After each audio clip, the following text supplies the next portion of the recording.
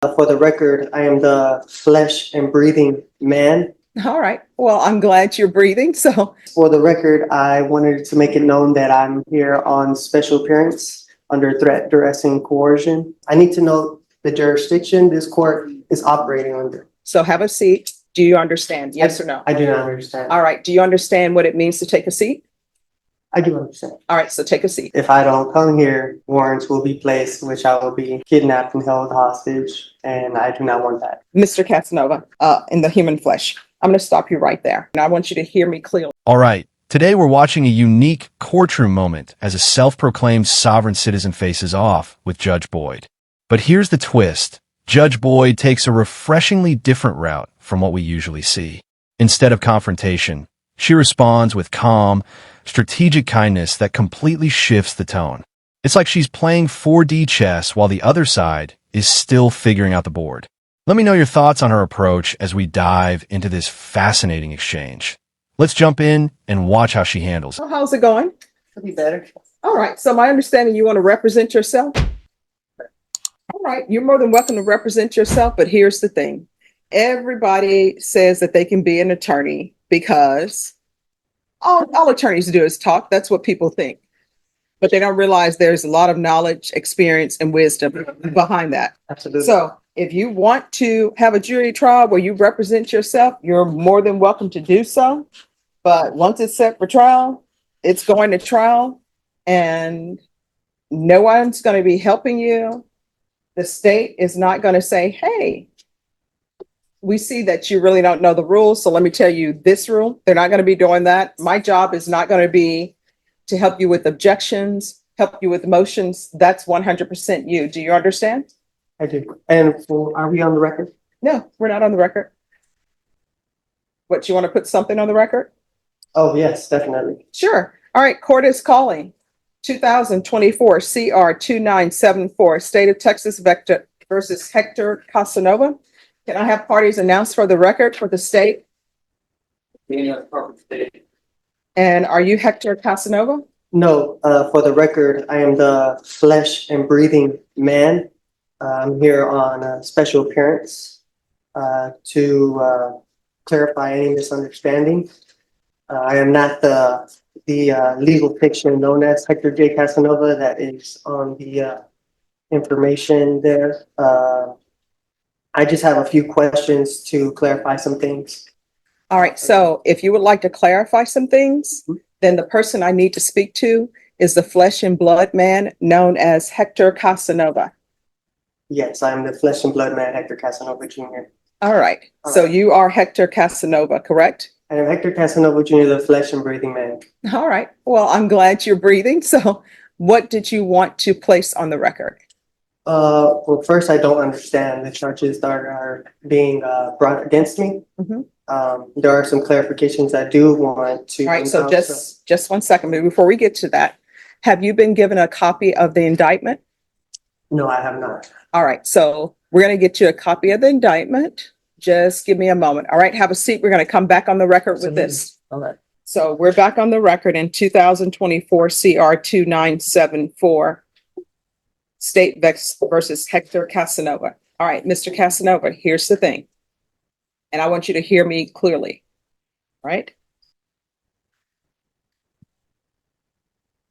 I am not your attorney.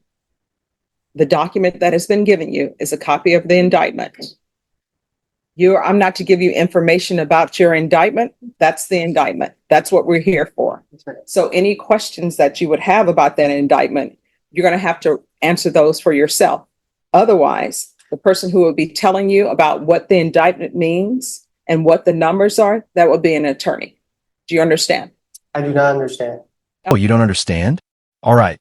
Let's go ahead and order a competency evaluation. Honestly, at this point, it feels like we need a legal update specifically for situations like this. Imagine if there were a basic reality check exam for anyone wanting to represent themselves in court. Something that confirms they actually understand how the legal system works. If they pass, great, go ahead. If not, a court-appointed attorney becomes mandatory. It's wild how some people still believe that simply claiming they're not subject to the law can somehow shield them from legal consequences. The Constitution already outlines the rules. No extra paperwork will change that. It's time to stop treating courtrooms like debate clubs and start respecting the process. What that means is, for example, we can go off the record. I'm giving you a hypothetical.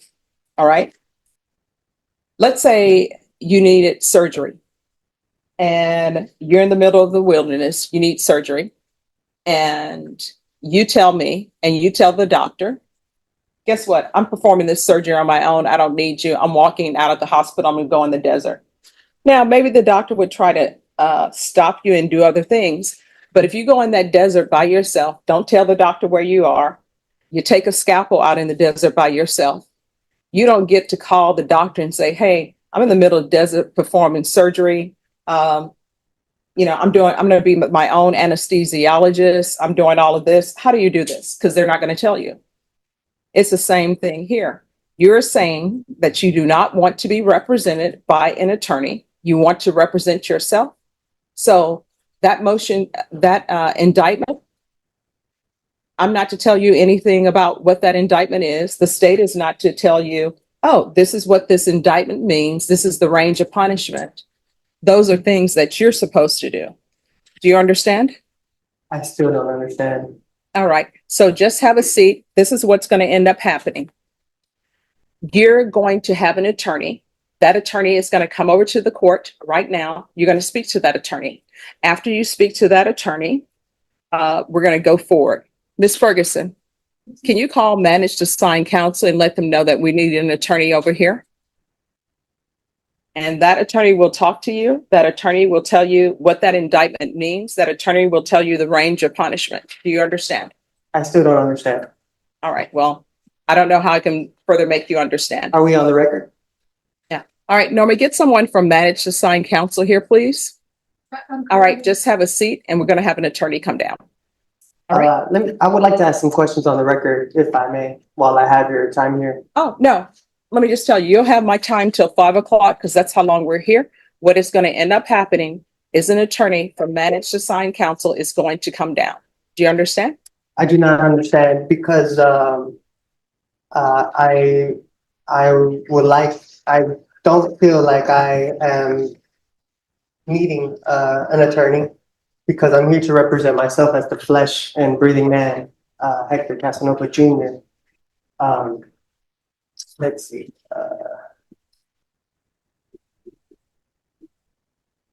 All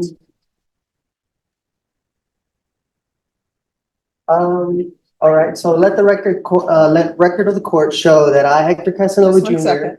The accused Just in one the stop. Yes, sorry. All right, we're on the record. So what did you want the record to reflect? So let the record of the court show that I, Hector Casanova Jr., the accused in this criminal action, has asked the court to divulge the nature and cause of the accusation upon the authority of the Sixth Amendment, and that this court has failed in its duty to inform me of the nature and cause of this action. This man is only making things worse with every word. He can't even keep his own story straight. The judge clearly explained the charges, yet he continues to act confused, as if pretending not to understand will somehow help his case. It's like he believes that stalling or repeating the same flawed arguments will suddenly change the outcome.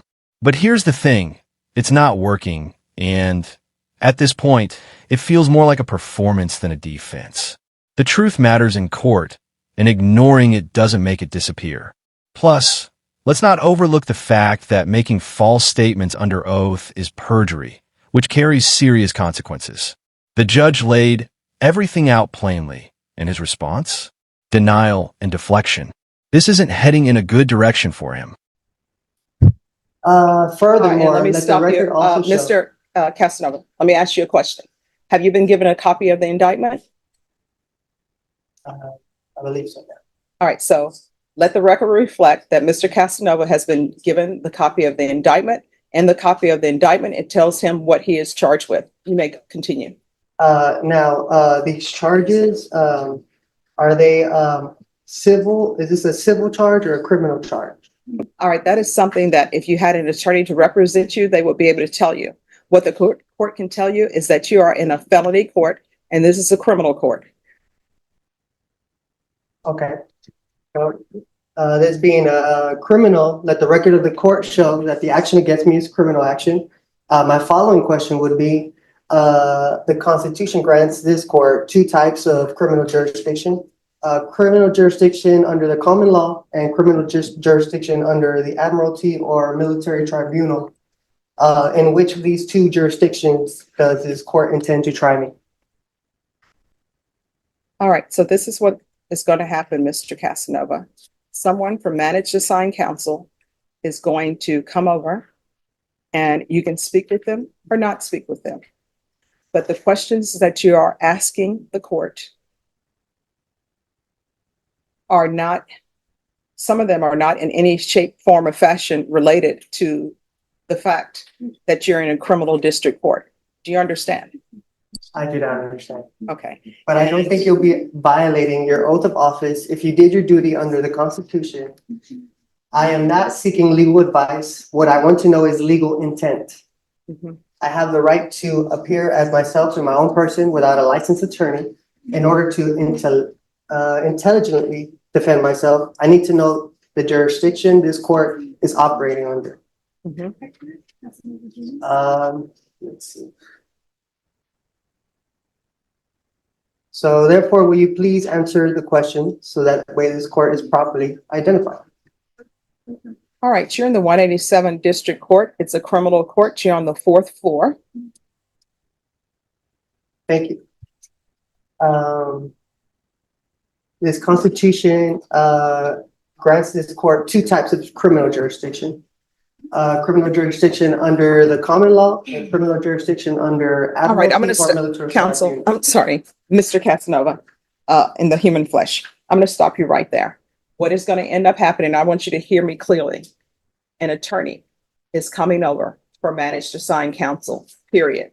That's it. So have a seat. Managed Assigned Counsel will come over. Do you understand? Yes or no? I do not understand. All right. Do you understand what it means to take a seat? I do understand. All right. So take a seat. Yes, ma'am. Thank you. I'm usually not a fan of judges who take a soft approach, especially with sovereign citizen cases, since it often feels ineffective.